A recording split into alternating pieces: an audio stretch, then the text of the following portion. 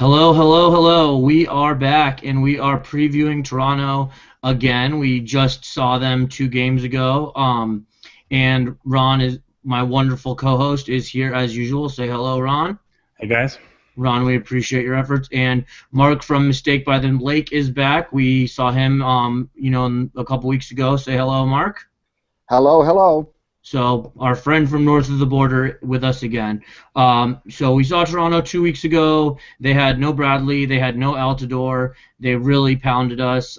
We went there and we just lost real bad. They had 21 shots on goal, or 21 shots, 9 on goal. We had 5 shots, 3 on goal. Juravinko had the hat trick, one with a very, very nice set piece, and one on the last goal he just really schooled Colin like pretty bad. So that is what it is.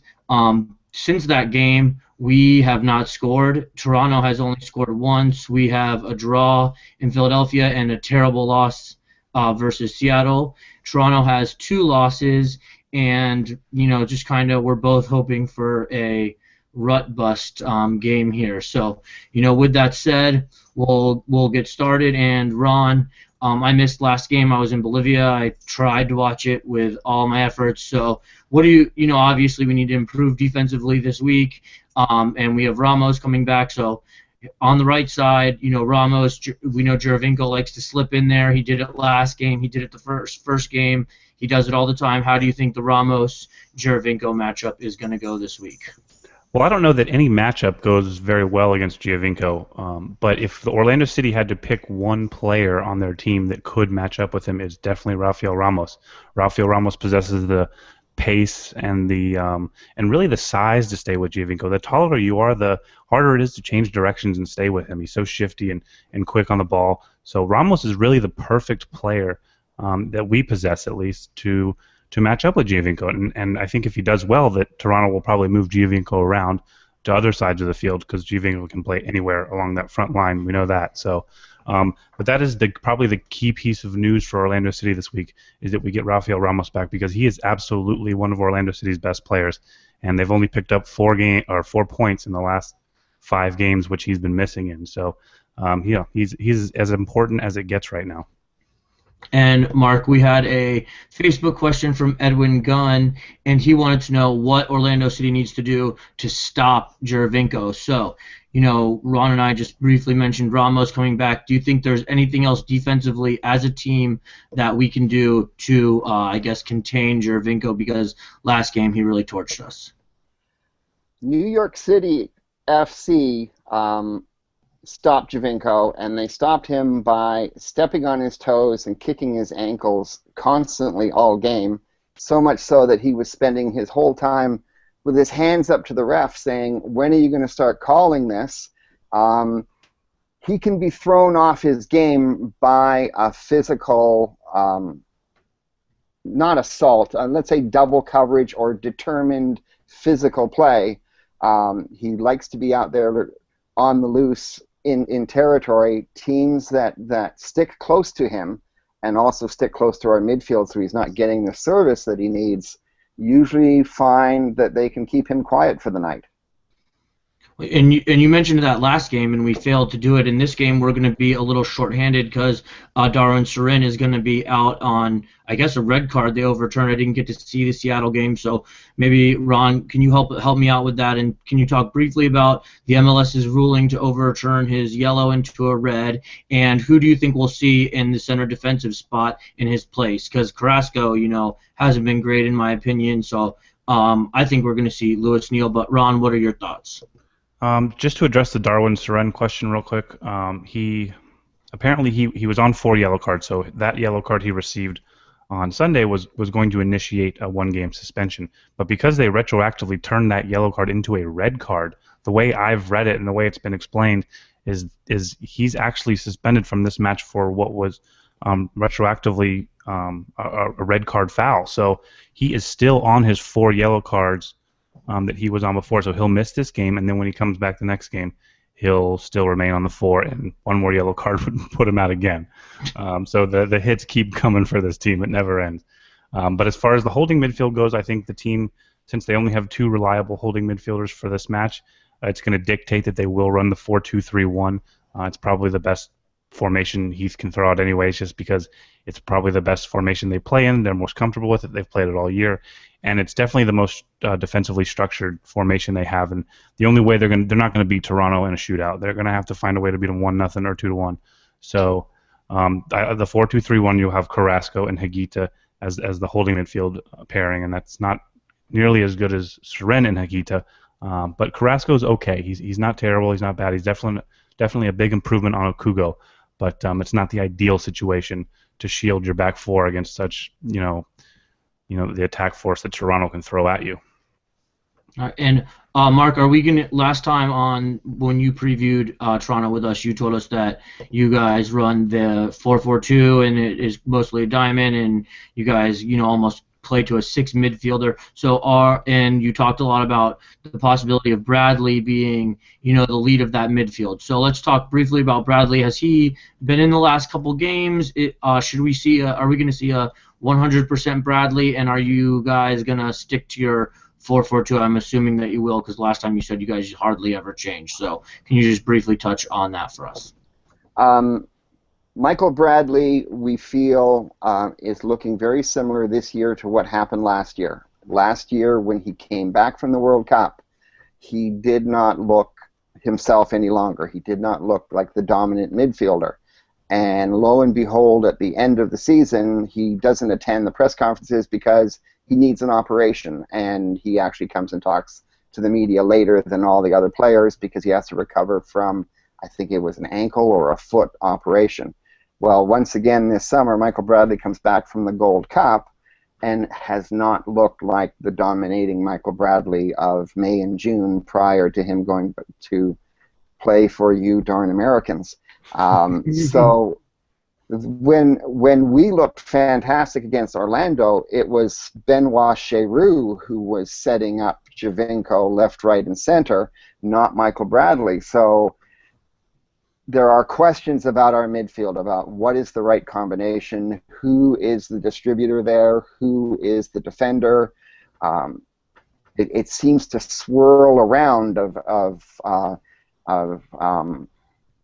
certain players like Warner and Osorio, who we feel are more central players, are playing out in the wings of the diamond and sometimes struggling with offensive play. And so the Michael Bradley who shows up is a mystery. We're hoping the old Michael Bradley shows up. Okay, and then that's going to lead me to one of a Twitter question, and this Twitter question is from Katina Marie K. And Mark, you briefly answered this question because she, you were notified in it, but she wants to know what has been Toronto's biggest weakness the past couple of games, and how can Orlando City take advantage? So just. Go ahead.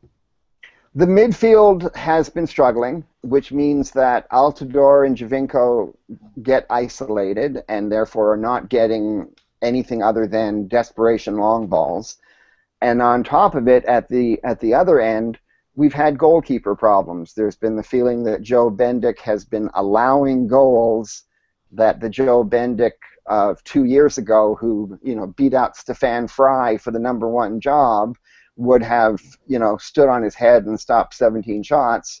Now Joe Bendik seems to be having trouble stopping 1 or 2, and the wheels are seeming to fall off at every part of the field. All right, well, Christina, I hope that he answered your question sufficiently, and if he did not, I'm sure he will. You can get at one of us on Twitter, and we will be happy to make any clarifications that you need. While we're on fan questions, one for you, Ron, or one for me and you together collectively, Ron. Tabor_Terry wants to know, do we expect to see Corey Ashe this week? And he says he's been the hardest working player every time he steps on the pitch. So you want to go first, Ron? You want me to go first? Doesn't matter. I'll go. If I had to guess right now, I'd say no. I don't agree with that, but from what I've heard from reports from practice this week is that Luke Bowden has been playing at left back, which is perfectly acceptable with the first teamers, and that Lewis Neal has been on at left mid or left wing with the first teamers. I really hope that's not the case. I would much rather see Bowden move up to left mid / wing and insert Corey Ashe at left back. I find it real hard to believe that with as bad as Orlando City is struggling right now, that they can't find a place for Corey Ashe on this team when he's been probably one of the top 3 players on this team since we've got him. So that will be disturbing if that's the case. Hopefully not. I would like to see. I wouldn't mind seeing Bowden. I mean, I would prefer to see Rivas up that left mid, but I've given up on hoping that he'll be in there. So if I had to make a guess right now, and I think if it came down to strictly a Bowden versus Ashe decision, I think Bowden is the starter for now. But Adrian Heath is a flavor of the kind of flavor of the week kind of coach. So that doesn't mean Ashe doesn't become the starter next week. I just think for right now, for this game, Bowden's probably the player at left back. And Terry, I agree with Ron. I was going to say that I was hoping to also see Bowden and Rivas, and I don't know that we see Rivas like Ron just mentioned. And I think that if we play Neal at the left wing, there's no chance we have of winning at all. I think that really detriments our attack exponentially. So that's just my personal thought. Terry, thank you for the question as well. And if you have any questions for Ron or I would assume you know how to get a hold of us on Twitter. We'll both be happy to answer any other questions that you might have. And we have one more fan question, 2 more fan questions, and this one is from, I'm going to mispronounce your name, darling, I'm sorry. It's Maraima _4, Maraima Diaz. She wants to know, do we have any theory on why Kaká was benched so early against Seattle, and why was it our worst game? Well, I missed the game, so I can't tell you why it's really our worst game. From the sounds of it, nothing went right, and I know that's kind of a cop-out answer, and I'm sure Ron's written about it, or Sean, one of them over there, has written about it, and so you could probably find their answer there. But I would say he got pulled because we don't want him to get injured. Without him down the stretch, we're up shit's creek, so to speak. So, Ron, any kind of furtherance or any kind of clarification you want to have on that? It's very simple. The game was a lost cause. They were down a man. They were down 2 goals, I think, by that time, and they got Kyle Larin and Kaká off at the same time. They were preserving them because they knew they weren't going to get anything out of Seattle, and they've got to try to find some way to salvage some points or bring back some points from Toronto this weekend. And I have a real quick question for Mark. According to what I read, I follow some Toronto stuff on Twitter, and it seems like the team is playing worse right now without. I guess the team's playing worse with Bradley and Altidore in the team. Yes. And because they looked just phenomenal against Orlando City, which we've been making a lot of teams look phenomenal lately. Right. But they looked, they were just at a different level than Orlando City when it was just Giovinco, and it seemed like once they bring all these stars together, it seems like they lose that cohesion or something. Is that the case? Is that the thinking up in Toronto?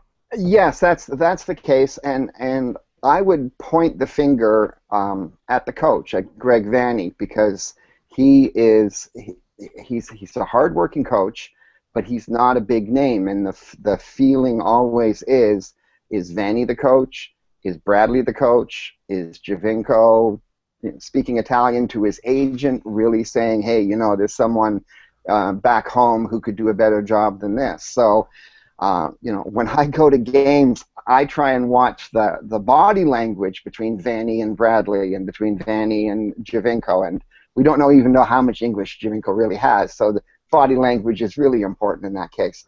But it does seem as if it's sort of the old, too many cooks spoil the broth. Plus, Altidore is a hot and cold player. The Toronto fans were glad to say goodbye to Jermaine Defoe, and we get reminded to get rid of Jermaine Defoe, we had to take Josie Altidore from Sunderland. But Altidore still has to prove to we critical Canadians that he, is deserving of his status as a designated player, when sometimes he doesn't show a lot. And do you think that it is just like a chemistry issue with all your players coming, in and out of international? Like, you mentioned Bradley comes back from the Gold Cup, Altidore's injured, Giovinco's injured, there's red cards in there everywhere. Do you think that they haven't had time to, mesh, so to speak, as a team, and that's why when the 3 are on, you guys are worse? Well, you will recall that last time I said that you've picked a great time to play Toronto because when August rolls around, Toronto falls apart, and we seem to find a new way of falling apart every year. Um, Bradley and Altidore and Giovinco could prove me totally wrong. They could look the way they looked against Montreal before the Gold Cup, in which each one of them scored, and they took apart Montreal the way we looked against Orlando, but all three were on the same page. Why that sometimes doesn't work is a mystery to all of us. We're hoping the magic comes back. Hey, Sam, wouldn't it be crazy if we had a couple players like Michael Bradley and Josie Altidore that we were questioning why we weren't getting? We're having to use players like Eric Avila and Lewis Neal, and they're complaining about Michael Bradley's and Josie Altidore's. It baffles me, but I mean, good for them. Well, it's part of it is the Canadian thing. Internationally, Canada is horrible. We're like ranked 160 out of the FIFA nations. And TFC is operated always by Americans. You know, Tim Lewicki, Tim Bezbajenko, Greg Vanny, wonderful American guys who come in, and then when they show favoritism to U.S. men's national team players as Canadians, we start saying, are these Americans really that good? Are they really what we need? Sometimes in the past, making the Toronto fans happy by signing Canadian players has been an incredible disaster. So we're probably better off with Altidore and Bradley. But yes, it is. We always have to complain about something. Yeah, we like our hockey down here too, and I know you guys complain about that enough up there. But anyways, it looks like Sam has left us, so we can kind of keep this conversation going. He'll probably be back. So I guess we've talked a lot about this game, and crazily enough, Orlando City is only 3 points behind Toronto at the moment. Of course, you guys have the 2 games in hand. I think it's 2 games you still have in hand. But as bad as all these teams have been behind Toronto, you're still not ahead of any of these teams very much, which has got to make you nervous, even with all the firepower you have. So I guess let's get into some predictions. Do you expect a bounce back game from Toronto this week? Yes, that's what we're crossing our fingers for. Everyone seems to be back healthy. Perkis, one of the central defenders, I can't remember if he's a yellow card accumulation or coming back from an injury, but we look pretty well healthy. And yeah, it has to start happening. For too long, we've been saying that this backlog of games, these games in hand, are all home games. But Kansas City showed that that home games are not a magic bullet for us. You've got to win them. Yeah, I was just watching that Kansas City game last night. I guess when you watch a game like that, it gives us Orlando City fans some hope that you can somehow go up to Toronto and bring something back, even when you went up there a couple of weeks ago and it was such a dire situation.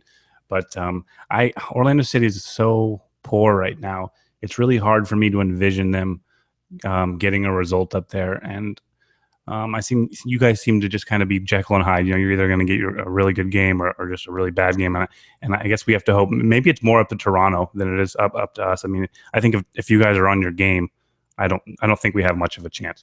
But it'll be interesting. I think Orlando City will try to control possession a little bit more, which should suit you guys just fine. I don't think you guys particularly care about your possession a lot, as long as you're creating scoring chances. And Orlando City will make themselves vulnerable with that possession. So that being said, I probably see, I hate to say it, but I probably see like a 3-1 Toronto win, which should, I think another win or two and Toronto's pretty good to go for the playoffs, don't you think? Oh, definitely. I'm just going to one-up you and say a 4-1 victory for Toronto, okay. Just so that we've got some momentum going here, so I don't have to take a back seat to your prognostication. Awesome. Okay. Well, I think we covered it. I don't know what happened to Sam, but he's gonna have to save this if he wants to send this out to his website. So, but Mark, thank you for having us. I guess it'll be a 4:00 afternoon Saturday game. That should be fun, and good luck to you. Watching your team. I hope your team has bad luck, but one of us is going to make the playoffs. So probably you guys. But anyways, good luck and thanks for doing this with us. A pleasure. All right. Thanks, Mark. Bye.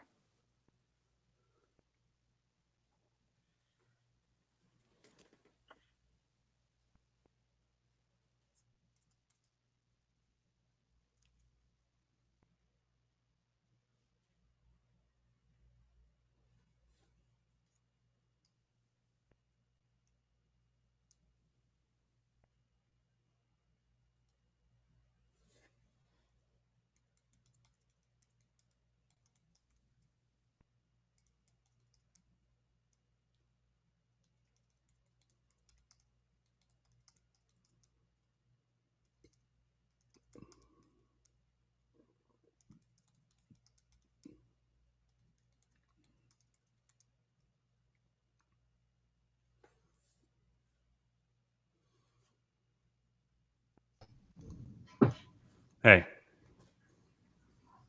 Hey, where'd you go?